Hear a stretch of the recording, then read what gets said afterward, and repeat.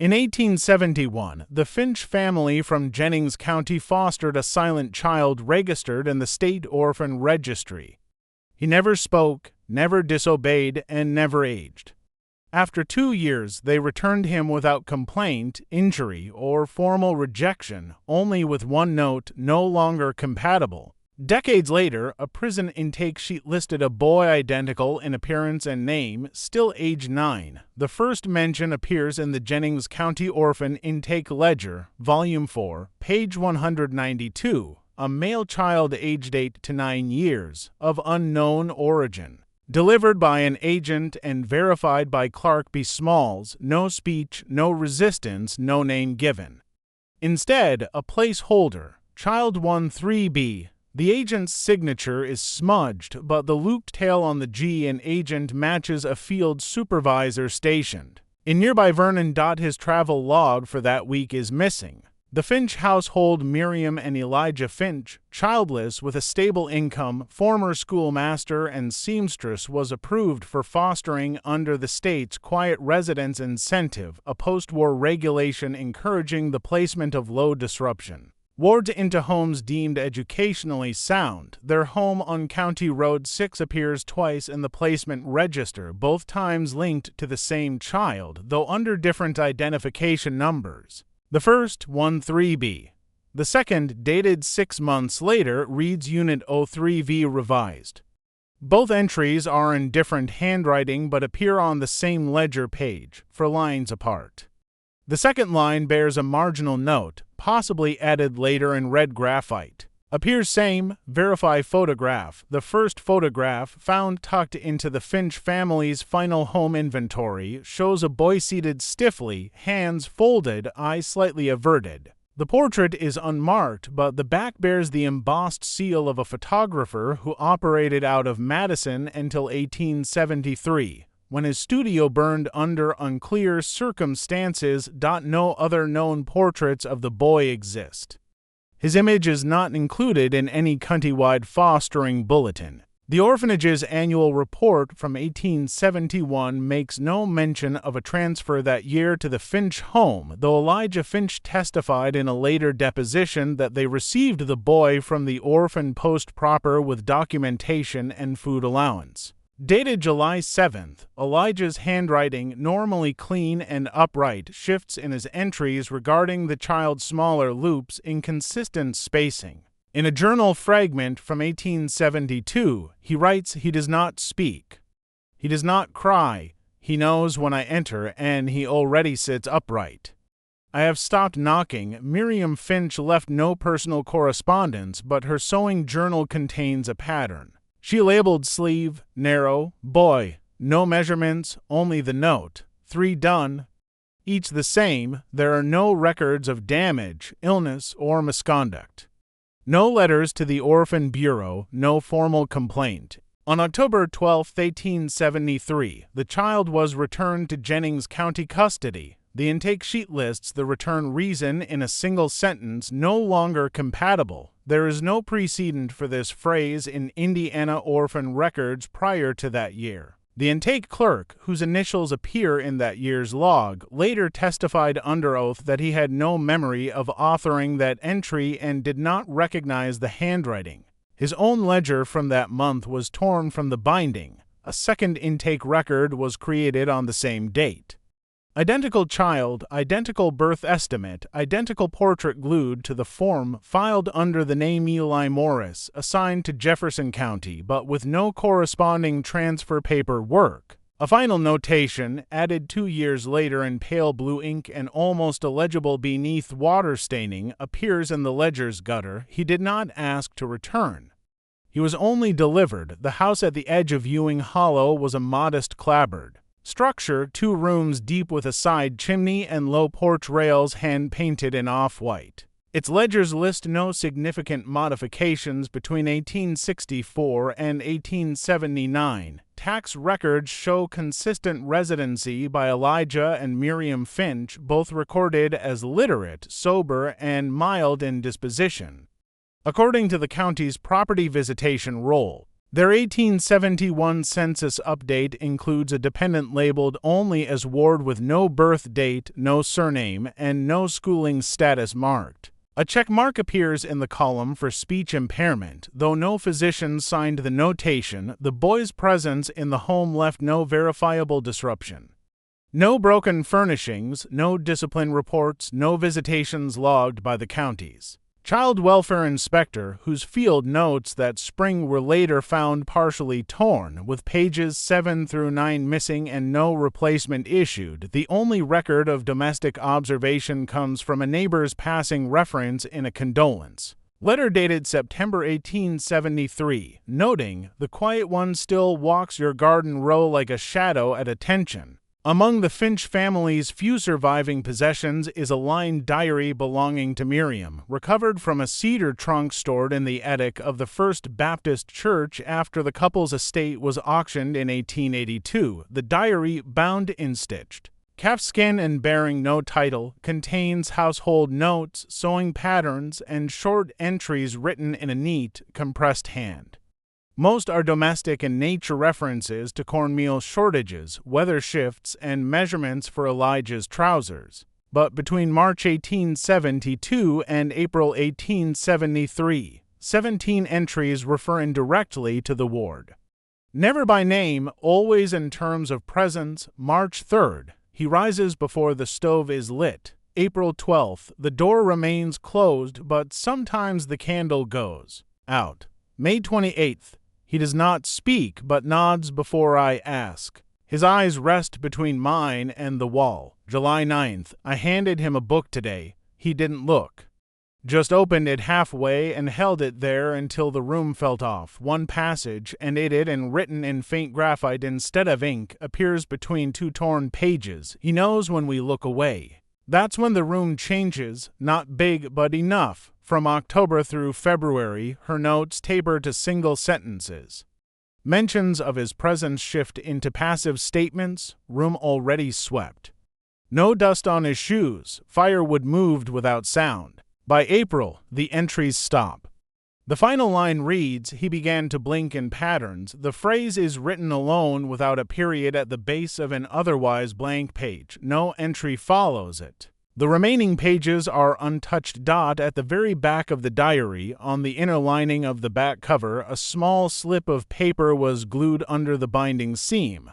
When steamed loose in 1948 by a parish historian cataloging church donations, it revealed a torn scrap written in a different hand. The ink had faded, but 3 words were still legible, still not assigned. The official record of the return was filed on October 14, 1873, in the Jennings County Orphan Registry under Form B-17, marked non-disciplinary withdrawal. The entry is otherwise standard. Placement code 03V, foster household verified. Child returned without visible injury or reported illness. Foster parents' names, Elijah and Miriam Finch, appear in full. The child's name is left blank. The field titled Cause of Return contains a single word written in slate pencil, compatibility, no explanation, no accompanying paragraph, no. Footnote: the word is not capitalized in the regulation lexicon, nor does it appear in any Indiana State Bureau documentation through 1875. At the time, acceptable return causes included illness, abuse, unfit demeanor, developmental deviation, and lack of moral influence. Compatibility was not a category. The office logbook for that week, kept in the hand of Clerk Daniel Remley, lists the intake as routine but includes a marginal correction in red pencil beside the word, not language of this office, possibly transcription error. The Finch return form remained unsigned at the bottom. A faint check mark, not in Remley's hand, appears beside the word approved. Correspondence from the state's Eastern Placement Oversight Committee later requested clarification in a reply. Dated November 2nd, the county provided a copy of the form and a note from Deputy Registrar Hollis Carr, who stated, no complaint issued, no marks, no evidence of neglect. Child was described by guardians as quiet, unassertive, and non-injurious. Request for retrieval was submitted voluntarily by Mr. Finch. No statement filed by Mrs. Finch. Return was granted per Section 12, Clause B. Peaceable return without obstruction. Carr's note does not mention the word compatibility. It is absent from his summary, suggesting the word had either not yet appeared or was added later outside formal channels. When questioned in 1884 during a review of historical fostering anomalies, Carr stated under oath, "I do not recall authoring that term, nor do I recall approving it in any prior case." His testimony was accepted without further inquiry. In 1901, a collection of orphan return slips was transferred from Jennings County to the newly formed State Record Archive in Indianapolis. Among them was the Finch file, but the cause of return line had been struck through in faint graphite. Over the erasure, the word ill-defined had been penciled. An archivist reviewing the sheet noted in the margin, red pencil residue beneath. Surface possibly overwritten. Infrared analysis in 1946 confirmed that beneath the correction, the original graphite indentation still spelled compatibility. No other case from 1870 to 1880 uses the term. A linguistic inquiry made in 1972 to determine whether it may have been a regional euphemism found no trace of compatibility in any Indiana legal, medical, or bureaucratic documentation from the period. On the reverse of the return form, a narrow, vertical fold crease contains a short line written sideways in lighter ink, nearly illegible. It does not match the main hand transcribed. He could not match, he only mirrored. The transfer sheet dated November 3, 1873, records the reassignment of subject 03V to a foster household in Ripley County. The document, preserved in the rear folio of the Jennings Orphanage Quarter Book, lists the receiving family as George and Henrietta Lyles, occupation, milling. Address, Township 5, Lot 112. A check mark appears next to the name of the child, now written as Eli Morris. No previous entries refer to that name. The intake box is left blank, suggesting a non-standard reassignment or possibly clerical omission. The page bears a red wax seal half-pressed, its county imprint fractured through the middle. The Lyles household does not appear in any Ripley County census before or after 1873. No tax receipts, property assessments, or voter registrations exist. Under that surname within Township 5, the deed for Lot 112, filed 5 years prior, names a Lutheran widow, Anna G. Rausch, as owner.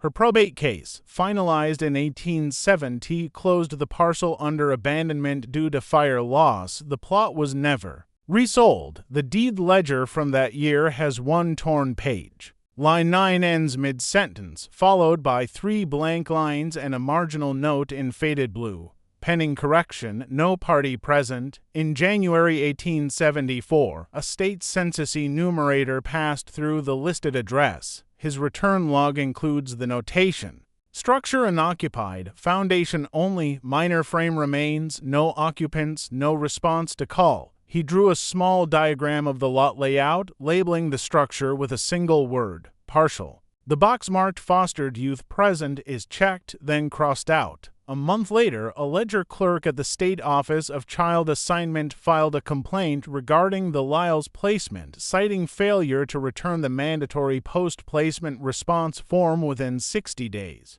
A note was appended to the child's folder, reassignment pending.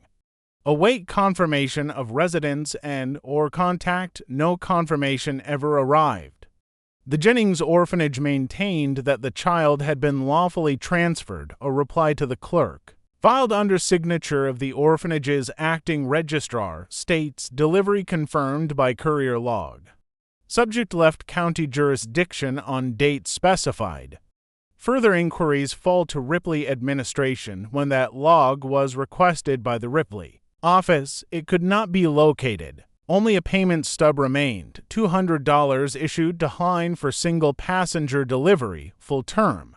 No additional rides were logged by that name. Years later, a Ripley County School register from spring 1870 listed a student named Eliam, age 9, enrolled. For 2 weeks at a rural schoolhouse near the edge of Township 5, the attendance sheet bears his name only once. His line for the second week is crossed out, and beside it, a notation in different ink, "Family relocated." The name Lyle is never written.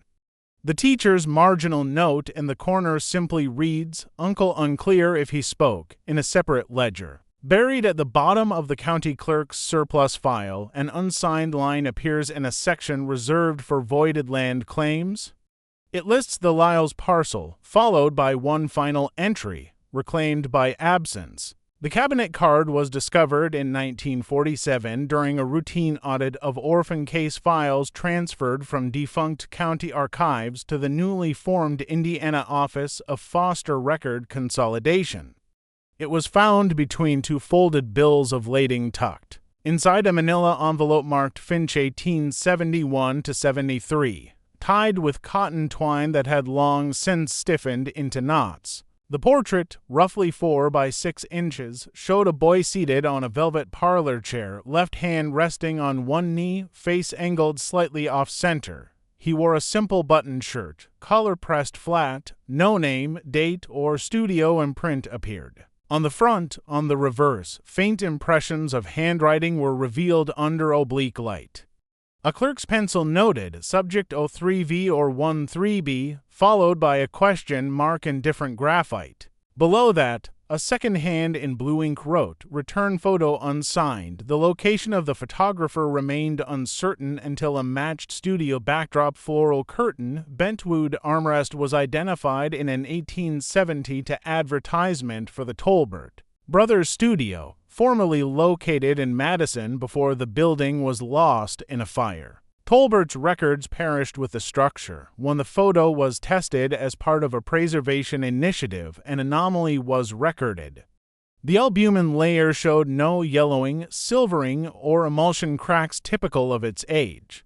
Even the card's corners, usually the first to fray, retained sharp edges. Under exposure to light, the image did not fade or haze. Spectrographic analysis conducted at the Indiana State Historical Laboratory in 1953 found no signs of oxidation despite the card having been stored in open air for nearly 8 decades. The chemical report, catalogued under accession file number 415-A, reads in part, "Photograph displays no measurable deterioration. Protein binding layer intact, cellulose fibers show no insect abrasion, mold, or discoloration. Pigment density remains at exposure levels consistent with recent manufacture." The analyst appended a handwritten note in the margin. "Image has not changed. Impossible." What troubled archivists more than the preservation was the clarity. When enlarged under a lens, the boy's features remained crisp, lips pressed thin, right ear slightly higher than left, a faint crescent-shaped mark just beneath the collarbone. His eyes, wide and unblinking, appeared almost sharpened as though printed over the photograph rather than captured by the lens. One technician claimed that when viewed in a dark room under red light, the eyes seemed less reflective than absorbing. He did not include this in his formal report. A side-by-side comparison was made with photographs from the Ripley County assignment file. The boy in both images was identical, same posture, same facial angle, same mole on the left cheekbone. But the second photo, dated 14 months later, bore no signs of growth. The collar fit the same. The shoes, barely visible in the corner of the frame, matched scuff for scuff. The measurements remained unchanged. When the original photograph was placed beside a modern control print and exposed to UV light for degradation analysis, only the control faded. The original darkened briefly, then returned to its prior state. The technician performing the test requested reassignment 2 days later. His note, left unsigned, was found folded in the bottom drawer of the photo case. He was not captured. He was still being rendered. The Clark County Correctional Intake Book for the year 1891 lists a minor detainee under case number 76 for B, processed on the afternoon of March 19th. The name entered is Eliam, no surname provided. The arresting officer noted Lassers from a market Cart outside the Jeffersonville depot, no resistance, no statement. Estimated age, 9. Height, 4'5". Weight, 74 pounds. Skin, pale. Eyes, gray. The arrest ledger includes a notation rarely used in youth cases. Subject shows no signs of confusion or distress. Compliant but mute, the intake form was accompanied by a gelatin silver photograph affixed with wax to the page's upper corner. The portrait, faintly smudged near the left temple, shows a boy in a flat collared shirt, face turned slightly left, hands folded in lap. Beneath the image, someone has written, "Image taken at time of processing, plate preserved." The handwriting is unfamiliar to other entries from the same month. 30 years earlier, a nearly identical image had been filed in Jennings County as part of the Finch return record, affixed to the original reassignment packet under subject. Code 03V. When the Clark County Archive was merged with the State Juvenile Registry in 1964, the two photographs were placed in parallel folders during intake digitization.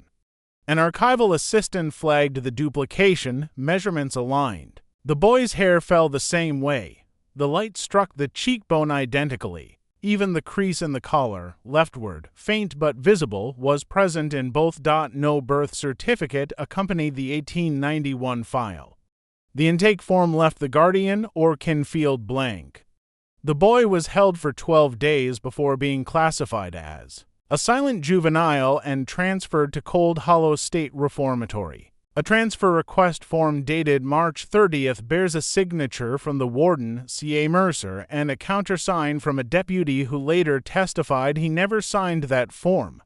The ink is thicker than his usual hand, and the capital M is formed in 2 strokes instead of 3. At Cold Hollow, the boy was assigned a cot in the Upper West Block. A nurse's log describes him as entirely compliant, poor appetite, never speaks but blinks regularly when prompted. An additional comment appears in the health chart's margin: pulse even, body temperature cooler than expected, flesh cold but not clammy. He was not placed in education programming and was instead given light maintenance tasks. Records indicate no discipline, no conversation, no injury. One staff member remarked in an undated memo, "You wouldn't know he was there if not for the uniform." In December 1892, his name was dropped from the active roster. No incident report, no release form, no transfer authorization. In place of the final status entry is a red pencil dash. The only annotation reads, "File recoded, plate retained." The photograph remained in the file until 1951, when the State Archive initiated a restoration project. During review, an archivist noted that the image had not faded. The paper had not yellowed, the wax was still pliable. When compared again to the 1871 image, no discrepancy could be found. At the bottom of the 1891 intake form, pressed so faintly, it is almost invisible. Beneath the last line are 4 indented words not made with ink but with pressure from the opposite page. Age confirmed, not time. The inmate was recorded under numeric classification only, 187, no surname, no intake origin, no conviction ledger attached to his file. The first record appears in the Cold Hollow State Reformatory Register dated April 2, 1891, noting his arrival from Clark County Detention. His age was listed as 9. The entry lists him as mute, behaviorally neutral, with no history of violence or disruption. The photograph attached to the file, preserved under glass in the warden's casebook, depicts a child sitting rigid and blinking with an overcast look not uncommon in institutional portraits of the era except for the crease in the shirt, which matched precisely with a photo taken 20 years earlier in Jennings County. Daily logs from Cell Block B indicate the boy never initiated speech. Guards rotated assignments quarterly, but across entries written in 5 different hands, the pattern persisted: no complaint, no noise, no verbal expression. A night shift officer once recorded in his margin notes, "He blinks when addressed slowly, deliberate." Another, dated June 1892, writes, "Eyes open at every check, even at 3 a.m. Standard meal logs indicate caloric intake far below the mandated minimum for minors." Trays were often returned untouched or half-eaten, with reports stating food. Disturbed but not consumed, he exhibited no visible signs of malnourishment.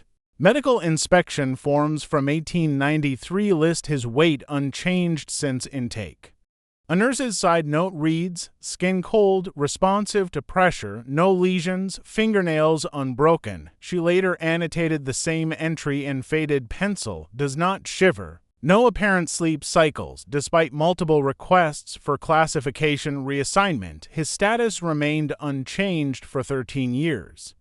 Education coordinators filed exemptions on the basis of non-participation. Psychological evaluators, rotating yearly per institutional regulation, submitted summaries ranging from nonverbal passive disorder to catatonic mimicry to intact cognition with unknown restraint. None of these designations triggered release or reclassification. The warden at the time, Clarence A. Mercer, noted in his 1899 annual institutional statement that Subject 187 remains without disciplinary action or incident. Still no written kin file. Mercer retired the following year. His successor, W. Fenley Brooks, later testified under federal inquiry that when he attempted to remove 187's bedroll during a capacity shuffle in 1902, the fabric lining on the bunk frame resisted folding. When the mattress was removed, a fine layer of dust was discovered, pressed into an uneven grid of vertical impressions. He ordered the cot left undisturbed. No photos were taken. The final mention of 187 appears in a janitorial logbook from February 1904, a bunk inventory checklist. Marked his frame as vacant. The corresponding intake sheet had not been moved. No incident report was filed. No departure authorization processed. The line item for his ID ends abruptly, followed by 3 blank rows. Beneath the last row, a note appears in red ink, distinct from the black used throughout the log. No release form. Status held open. When the records were reviewed for digitization in 1971, the intake folder was missing. In its place, archivists found an envelope labeled non-adult inactive. Inside, only a blank ledger card. Across the top, faintly pressed into the pulp of the paper as though written long before the ink was chosen, were 3 shallow indentations, kept, not kept, still recorded. The Indiana Bureau of Records launched a pilot project in 1928 to identify misfiled or anomalous orphan case histories using new forensic methods, including script comparison and pigment analysis. The Finch file was pulled during a sample sweep due to the unusual absence of assigned guardian names and the presence of a photograph with no ink notations. It was cataloged under 3 separate identifiers across its life: Subject 03 Jennings, County Eli M. Ripley, and Inmate 187 Cold Hollow. The files had been consolidated in 1906 into a single archival folder, but each page bore discrepancies in dating, language, and style. Handwriting analyst Lauren Kratt, working under the National Archives Comparative Scriptorium Project, was tasked with reviewing ink patterns for forgery. His report, filed September 4, 1928, begins with a modest conclusion: the material is inconsistent in style. The supplemental pages, which were never formally appended to the Finch file, provide more troubling detail. On one standard ledger sheet, the reassignment page dated November 3, 1873, Cray identified 7 separate handwriting forms.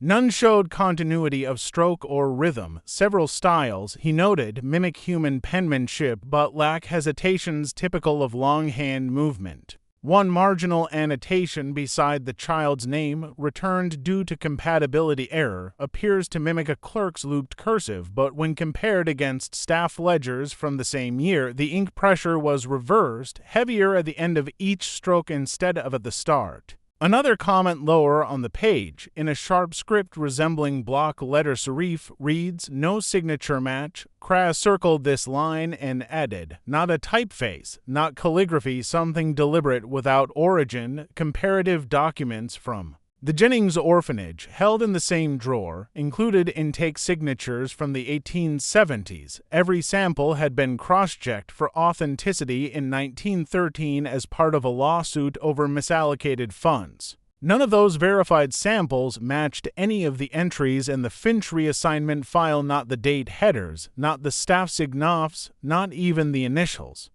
Kras' comment in the left margin of his third page, "If these are real hands, they are not repeated elsewhere in the county's documentation." Pigment testing revealed further irregularity. The ink used in the annotations did not respond to standard reagent tests. Iron gall, common in the 1800s, turns rust brown under ammonia vapor. These samples darkened to blue, then reddened. The archivist supervising the file withdrawal noted in his procedural log, "Lettering has seeped through to opposite page, but only the annotations.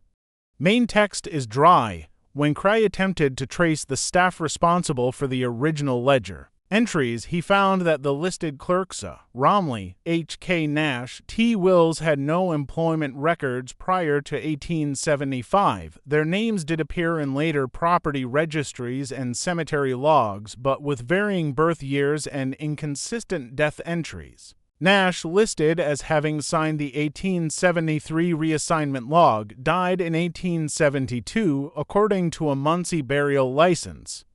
Kras' final, unsent note, found in the backsleeve of the analysis binder, bears only 3 lines written in his own unmistakable hand, underlined once, then twice. No signatures match. No styles repeat, only the boy remains consistent, and he does not write. The original fostering document, filed on August 6, 1871, was one of several dozen processed that month in Jennings County. It bore the usual elements: child code, intake, stamp, sponsor name, and clerk signature. That final component belonged to Enoch Belma, who at the time had served in the post for 12 years without incident. His signature appears in smooth black ink, clear and deliberate, E. Belma. The paper stock used was typical of the period, thin, linen-lined, and bearing the watermark of the Indiana Record Supply Company, common between 1867 and 1873. The entry was preserved in the County Foster Registry, Volume 4, page 116. The page lists the child only as male, unknown parentage, quiet demeanor, assigned to the Finch residence under Provisional Order to 7C. The note appended in red reads, "Foster. Suitability approved. Child health verified." 3 lines below the entry, the clerk's final remark, "No objections noted by household." That same phrase, appearing nowhere else in that ledger, was circled in pencil during a 1902 state review. The review had been ordered following an anonymous inquiry into irregularities in Cold Hollow's juvenile admission histories. As part of the inquiry, former clerks were contacted to confirm placements. Belma, then retired and residing in a boarding house in Madison, Indiana, submitted a sworn affidavit on March 9, 1902, asserting, "I recall no such file. I did not place a Finch child in any home under that designation, if my name appears on such a document. It is not by my hand." Investigators cross-referenced his handwriting with county marriage licenses, death certificates, and land title filings from the same decade. His stroke curvature, downward slant, and double-looped L were consistent across 86 of 86 samples. The signature on the Finch file was identical in all respects: the same flourish on the B, the same hesitation at the cross of the T in clerk. Belma was shown a reproduction of the page. According to the stenographer's record, he looked at the signature for a full 3 minutes before stating quietly, "I don't remember that name, but that is my hand." When pressed on whether he had forgotten the child, he replied, "It's not forgetting. It's absence. I've filed thousands of papers. This one never passed under my fingers. I know the weight of a page when it has." His affidavit was stamped and Filed under Objection 1 to A, though the file was not withdrawn from the archive, a clerical note was added in the back of the ledger, signature confirmed. Memory contested. It was signed by an assistant recorder, R. H. Kemps, whose own son would die in Cold Hollow Reform 11 years later. No amendments were made to the original fostering record. It remains in the ledger, perfectly intact. Between the pages, faint indentations can still be seen where the pen once rested too long on the paper, forming no words, only a repetition of pressure, as though the hand that signed it had already signed something else somewhere deeper in the book. In November 1910, the Jennings County Courthouse began a 3-month heating overhaul. The old iron furnace, installed in 1864 and dormant since 1901, was scheduled for extraction. During excavation of its sandstone subfloor, 2 masons uncovered a shallow recess beneath the eastern foundation wall, just past a disused ash chute. Inside, tightly wedged between brick and timber, was a steel cash box, fire-scorched along its edges but intact, no label, no registry number. The lock had corroded from within. When pried open, the box contained a single item, a hand-bound ledger, spine cracked, no title on its cover. The volume contained just 4 pages. The first 3 were blank, water-streaked. The 4th held a single entry, centered, unadorned. Subject: male, minor, Finch placement, written in block script with no birth date or intake code. The handwriting was flat, functional, closer to mechanical notation than longhand. Below the subject line, only 1 word appeared under the status field: compatibility suspended. No clerk signed the page, no other entries followed. The ledger was brought to Clerk John Harrow's office for classification. He recorded its presence in the discovery log, but marked it as non-canonical, a term reserved for items that do not appear in any referenced index or state template. Harrow's internal note, dated December 4, 1910, remarks, "No known authorization for this format. Not an accepted document, not filed with origin registry." Yet he did not destroy the ledger. Instead, it was reboxed and shelved in the courthouse vault under miscellaneous furnace wall. 2 years later, a state archivist reviewing county ledgers noted an irregularity in Jennings County's Foster transfer volume for 1873. The standard registry ends at page 402, but the binding contains 403 pages. The final page is blank except for faint ink bleed from its reverse side, showing indentations of a square shape suggestive of long-term pressure, as if the page had once been pressed against a hardbound surface. The archivist's marginalia reads, "Transfer page out of sync." Ledger paper inconsistent. When the Finch file was pulled from its standard folder for re-examination, a soot stain was found across the upper right corner. The stain did not match the rest of the document's preservation state. Forensic ink comparison in 1936 confirmed the presence of coal ash residue identical in composition to that used in the 1864 courthouse furnace. A letter recovered from the courthouse's 1911 maintenance report includes a handwritten complaint from one of the masons. "We weren't told the box was sealed inside the wall. Had to break it free. It didn't shift like metal.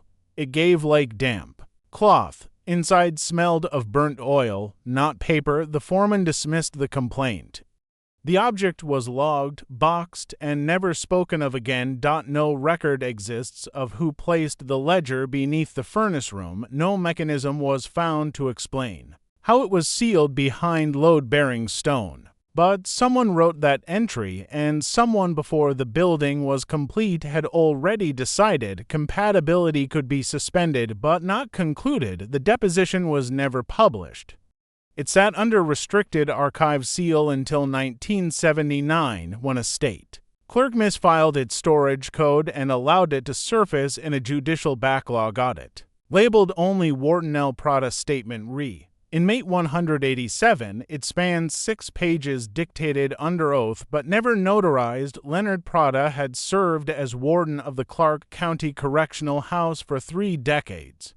He retired in 1912 and gave the Statement nearly 21 years later from a sanatorium in Vincent where he was being treated for progressive tremors and night paralysis. In his account, Prada details a prisoner admitted on May 3, 1891. The intake form listed no known parentage but included a photograph oddly pristine for its age and unmarked by the typical chemical fraying common in cellulose prints. The boy was described as an aged 9 years old, quiet, no behavioral concerns. There was no mention of criminal record prior to the theft accusation that brought him in. His cell was marked permanent interim, a designation created by Prada himself, intended for inmates not yet assigned a final block due to pending identification.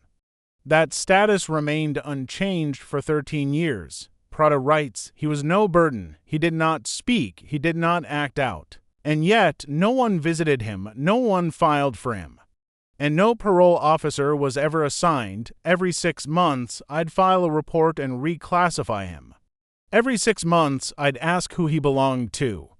The system gave no answer, but in 1903, according to the statement, something shifted. The boy, designated only as Subject 187, was brought to infirmary isolation after refusing food for 9 days. A nurse reported he mouthed something at her. She could not determine the word. When Prada asked him to repeat it, the boy did not move his lips. Instead, he blinked repeatedly 118 times. The attending nurse tallied them aloud. When she reached the final count, she dropped her notebook. I thought it was a seizure, Prada stated. But he wasn't shaking. He was watching me the whole time. I don't know what I saw in that look, but I filed a false log saying he had been transferred to mental observation. He hadn't been. I just couldn't keep writing the same reports with no answer. No sleep followed that day. A year later, the boy's roster line ends without closure. No release, no death certificate, no transfer order, just a blank line and the phrase stamped faintly, reclassification pending. In the margin of Prada's statement, the final page bears a handwritten note, one not matching his known hand. It was not a word. It was a number. No one has decoded what 118 meant. No other inmate ever received the classification permanent. Interim, and the ink on the margin has no listed manufacturer in Indiana or any surrounding state from that year. The institutional language of 19th century juvenile care was clinical, often circular. Terms like imbecilic, morally wayward, or feeble-minded function less as diagnoses than as exclusions tools for rooting children into the appropriate containment. Yet none of these categories fit the boy returned by the Finch family. In his reassignment record dated July 3, 1873, the attending physician marked all 3 standard fields: aptitude, behavioral risk, and prognosis with the same notation, The shorthand was common for absences in documentation. Less common was its repetition across 3 separate intake surveys filed months apart, each bearing different initials but identical wording. None used past tense. In the 1874 Jennings County Orphanage Census, the boy appears on a supplemental list titled Deferred Classification. 8 children were included. 7 were eventually transferred. Only the Finch boy remained. His file was stamped every quarter with a re-evaluation recommendation, but no evaluation was performed. A handwritten correction on the 1875 roster. Mudgeons reads, still on file, still waiting placement, still not crying, the absence of any emotional observation, no sadness, no fear, not even disruption removed him from both medical and behavioral priority. He was not helped, not because he was dangerous, but because no category required his processing. In 1881, with a shift in orphan care protocols, a psychological standards review board audited archived records, the boy's case was flagged under a provisional heading, cognitively inert minor, status ambiguous. In the report, committee member Dr. Luther Shaw noted, subject does not respond to linguistic stimuli but is not deaf, exhibits no resistance but cannot be taught, breath patterns do not alter under stress. His condition is neither mutism nor defiance. He is not simple. He is not still. He is just not aligned. The final line of the report is crossed out in pencil. Beneath it, faintly legible, he blinks in order. When Indiana adopted the 1883 Uniform Child Welfare Mandate, hundreds of cases were reclassified. The Finch boy's file was marked reviewed.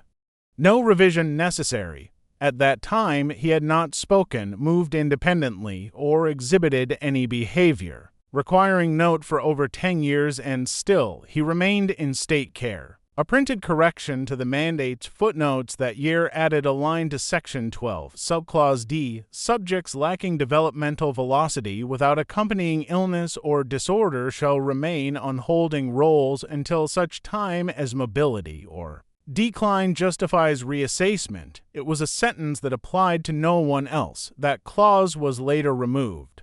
When researchers from the Indiana Institute of Public Records attempted to locate the boy's final evaluation summary in 1938, they found a folder marked with only the stamps, not in catalog and no diagnosis warranted. Inside, the only writing was a physician's observation scribbled hastily in the file's crease, still present, but we cannot say where. The archivist who discovered the file had been looking for payroll ledgers from 1894, routine internal audits following a storm that damaged the second floor of the Indiana Department of State Welfare Records Annex. The basement vaults had flooded decades earlier, and many of the backup documents were reclassified, boxed, and forgotten. Box L1 for 7B carried no inventory card. Inside was a transfer envelope marked in the County Standard, State of Indiana Internal Reassignment Protocol. The paper had not yellowed, and the ink had not run despite being filed under flood salvage. It bore no watermarks, no bureaucratic annotations, no routing slips, just a date, October 8, 1935, and a name, Finch. It was not the boy's name. It was not a legal name at all. The surname alone, Finch, return subject, was written in block lettering across the top, followed by the phrase, compatibility cycle incomplete, no date of birth, no intake number, no reassignment registry. Where the recipient address should have been, the form read only, return to loop. The handwriting was not in script but in block print, unusual for the time and unmatched by any of the department's sample records, more alarming than the forms. Content was the verification stamp affixed at the bottom. Each page in the Indiana welfare transfer process required final clearance by a regional welfare supervisor. The stamp read, Approved T. Lemley, Regional Supervisor. Lemley had served in that position from 1921 to 1929 and had died in May 1931 following a pulmonary embolism at his home. Death certificate number 7,881,130 to J confirms burial at Summit Hill Cemetery on May 14, 1931. And yet the approval stamp bore a date of October 8, 1935 for years after Lemley's death. The ink tested decades later was found to contain unusually high levels of carbon sediment and animal-based glue, though consistent with older industry standard inks. Its particular composition had not been in circulation since 1902. No later department stamps bore any trace of it. An internal memo attached to the form by a confused supervisor in 1956 asked whether the file should be escalated for review or discarded. There is no record of a reply. The only annotation on the back of the document was a brief marginalia in faded pencil, written in a clerk's shorthand style. If reassigned again, pull oldest first. Do not forward past cycle. The phrase past cycle does not appear in any of the procedural handbooks used by the Indiana child welfare system at the time when the archivist who found the document attempted to scan it in 1971. The feed jammed. The document burned slightly around the edge before jamming the scanner entirely. The technician's repair report recorded an unusual note, feed error. Loop detected. Page attempted return to tray. In 1974, when the Bureau of Child Welfare Modernization began digitizing paper files from 19th-century orphan intake registers, a technician flagged one recurring name that failed to auto-index Finch no given name, unlike standard entries. This one appeared 12 times in county inventories, 9 times in prison archives, and twice simultaneously in reassignment ledgers dated 2 years apart. The file number remained consistent, 871443, but the placement within registries changed with each entry, shuffled between classifications without explanation. At times he was marked reintegrated, in others in process or pending suitability assessment. Not once was he marked deceased. The Finch file bore more clerical amendments than any child processed in Indiana between 1870 and 1900, yet no census listed him, no school enrolled him, and no burial record ever closed his file. His age was last updated in 1873, then struck out, then replaced with then left blank. A red notation in the margin of one document read simply, "Holds status until observation." No one initialed it. An internal audit report from 1938 described Finch's folder as active despite inactivity. When reviewed in 1952, the summary read, "Entry maintained by rotation, not by need," and by 1961, a line in the system's compliance audit stated, "This subject is referred without reference." When compared against peer case files, the Finch entry had one unique quality: movement. His documentation had been accessed, filed, copied, and refiled over 114 times between 1871 and 1955, more than any child recorded in that span. Most files were moved once, twice at most. His migrated every 3.4 years on average. No request forms explained these transfers. No supervising officer signed them, and several facilities noted that they never received the child but signed anyway. Citing pressure to reduce backlog, a note from the clerk of records in Ripley County dated August 1927 includes a hastily scrawled annotation, "File here again, not sure why, let it rest this time." Some believed it was a ghost file, a bureaucratic artifact that refused to delete. Others believed a staffer had used the case number as a placeholder. But when an internal researcher matched the Finch file to a series of juvenile incarceration logs from 1891 to 1904, he found more than numbers. He found a photo. It matched exactly the cabinet card in the Finch estate archive, aged, uncreased, and duplicated. The same boy, unchanged across 2 decades, in a failed attempt to purge. Inactive records in 1975, the database returned one error: document locked in motion. The IT department flagged it as corrupted metadata, but on the printed error ticket, beneath the warning, a line appeared that no staff member claimed to write, "System memory not lost. It is being rewritten." The last physical folder attributed to the Finch boy arrived unsorted during the 1983 intake of surplus records from the defunct Jennings County Orphan Bureau. It bore no folder number, only a linen tab marked with a single horizontal black line. Inside, 27 unbound leaves, all blank, separated by thin blot paper, undisturbed since their placement. No dates, no identifiers, no annotations, just silence measured in inches of storage. It wasn't until a re-inventory in 1992 that the contents were re-evaluated. Archivist Dana Ellsworth held the final page under halogen light to inspect the paper. Grain, and noticed along the lower edge a faint discolored strip. Under magnification, a single phrase emerged, written in microscopic hand, "Still processing, no ink bleed, no signature." The sentence appeared to float beneath the fibers, not on them. Forensic ink dating proved inconclusive. The lab returned the page with the note, "Chemical presence untraceable." Pressure applied from beneath the paper, not above. This single phrase, the only text, provoked an internal inquiry, though no one could identify the file's origin. It had no entry in the National Orphan Archive and had not been submitted through state channels. One theory claimed it had been accidentally bundled in from another jurisdiction, but the backing paper bore an Indiana state seal watermark dated 1870. Another hypothesis held that the file was a decoy created to conceal improper reassignments, but that explanation failed to account for the fingerprints. On the folder's inner tab, partial oil prints were discovered child-sized, unregistered. They did not match any known prints in the juvenile or adult state criminal archives. Most disturbingly, the prints repeated on every page of blot paper in the same position at the same angle, as though placed and pressed again and again over decades. A memo from 1993 by Deputy Archivist Lydia Crest records her observation during a midnight inspection shift. The file was not quiet. While moving it from one cabinet to another, she described a sensation of drag as if the file weighed more than its pages. Crest never returned to the archive after that date, her resignation.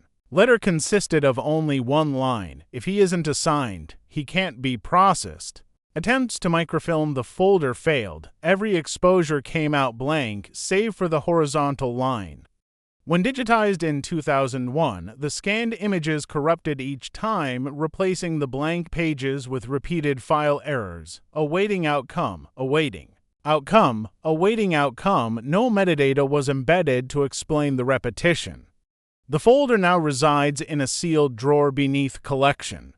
Access requires two signatures, one of which must belong to a director who no longer works there. On the drawer's steel face, etched shallowly beneath the serial number, is a phrase that has not appeared in any prior Finch documentation: "Don't close the file." He's still being written. He was fostered, returned, reassigned, incarcerated. Forgotten. Yet no, where in the state archive does he die? His file never closed, his age never changed. And beneath a courthouse furnace in Indiana, a buried ledger still holds his name. What was he? A child misplaced, a failure of the system, or something created by it, fed by documents moved by clerks and remembered only when the ink won't fade? This is not a ghost story. It's a story about a system that forgot how to forget, and a boy it never should have processed at all.